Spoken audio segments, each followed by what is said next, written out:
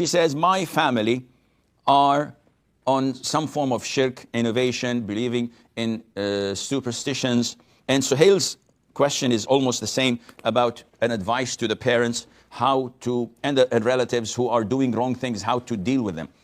First of all, put yourself in their shoes. The size is going to be much bigger, but hypothetically. Put yourself in their place.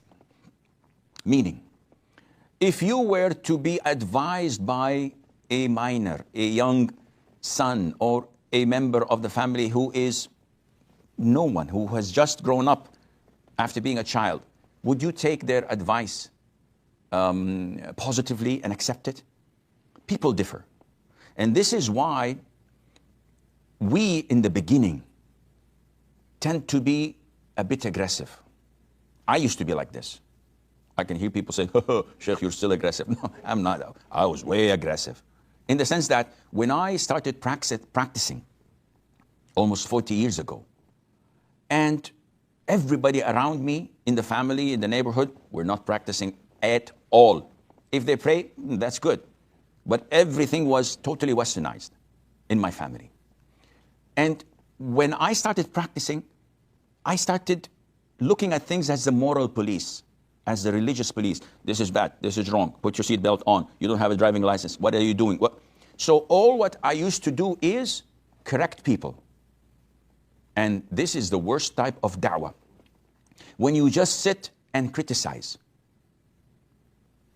Put yourself in your house with your wife. If you only criticize her cooking, the way she cleans, the way she irons the clothes, the way she speaks or looks, you're not a good person, let alone that she would file for divorce yesterday. This is not the way. You have to encourage. You have to make people love you. So in the beginning, it was very rough. But a couple of years later, when one started to gain more knowledge, to know and learn how the Prophet used to behave, alayhi salatu wassalam, what is the meaning of the different verses of the Quran describing the way of the Prophet in da'wah, and how kind and tolerant he was, alayhi salatu wassalam.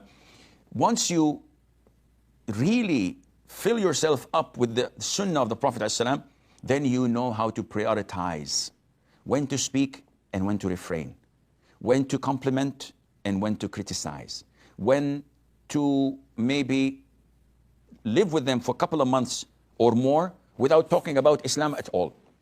Some people are so sensitive because of our wrongdoings. The moment you say, oh, subhanallah, they are offensive to us.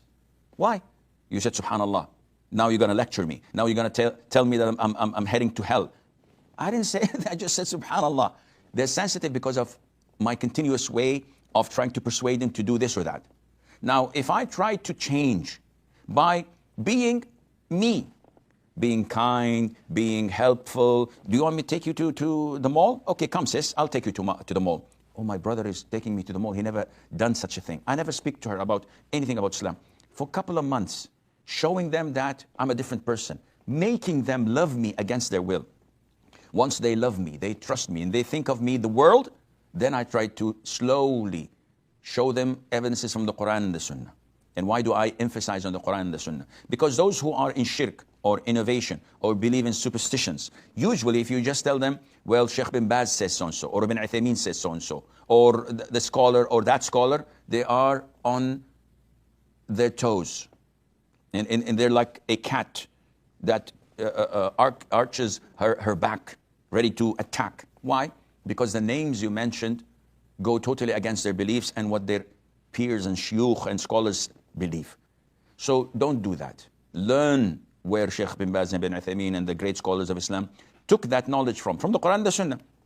And whenever you speak to them, this is what Allah says. So if they start backbiting, you say, Allah says, وَلَا يَغْتَبْ بَعْضُكُمْ بَعْضًا, and one should not backbite others.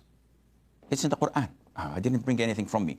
Yeah, we're not backbiting them. We're telling the truth. Okay, show them the hadith in the Sahih. The Prophet said, backbiting is mentioning your brother with something that he hates, which is in him, which is true, but he's not present. So now you've cornered them. And you don't do this on regular basis like 24/7. You select the times. Sometimes, yeah, I should do and speak. Sometimes I shouldn't.